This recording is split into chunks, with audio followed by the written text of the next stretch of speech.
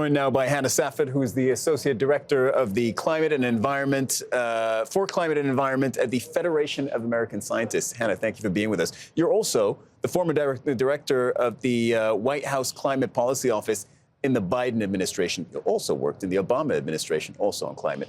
What do you expect from Trump in this second term as regards climate? Right. So you heard it in the lead up to our conversation today.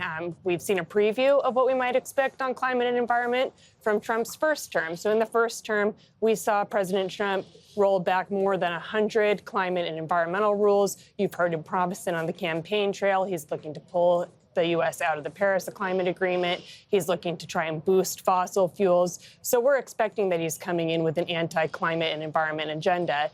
At the same time, a number of the actions that President Biden took on climate are much more durable than what you would have seen under the Obama administration. A lot of things that President Obama did towards the end of his term on climate and environment were taken with executive action. That's relatively easy for President Trump to come in the first term and overturn. By contrast, President Biden did a lot of rulemaking that's legally durable and pushed a lot of money out the door for climate and environment that you can't pull back in. Do you expect him to pull the U.S. out of the Paris Climate Agreement again? I do expect to see that, yeah. Look, you worked with the Obama and Biden administration. I can't think of a single other policy issue where we have seen such big swings, right? Yeah.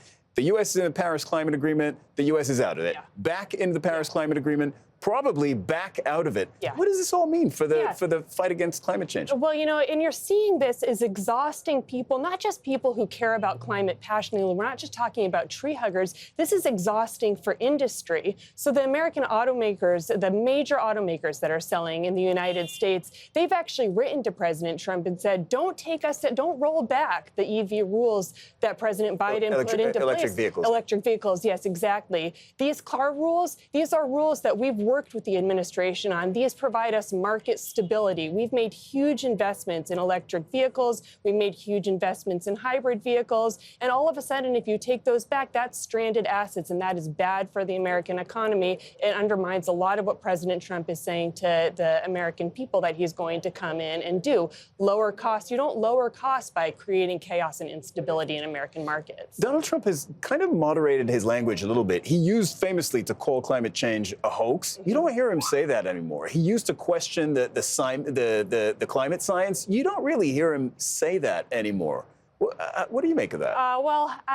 Cosmetic change? I'm not sure that I've seen a great deal of moderation by the president on climate change, and certainly not by a lot of the people rhetorical change. Yeah, and I mean, many of the people that he's nominated for senior positions have questioned the science of climate change as well. Yes, many of them have. He talks about clean coal. What's clean coal? That's a great question. I'm not entirely sure. Is there clean coal? But it's fascinating that when the president has talked about trying to unleash an era of American energy dominance, and I think that you don't get American energy dominance without American clean energy dominance as well. When the cost of solar power is cheaper than the cost of coal in many places, you're losing out by not pushing the United States towards the forefront of all energy markets, too. And we have seen this. We're ceding leadership to China when we are ceding leadership on clean energy.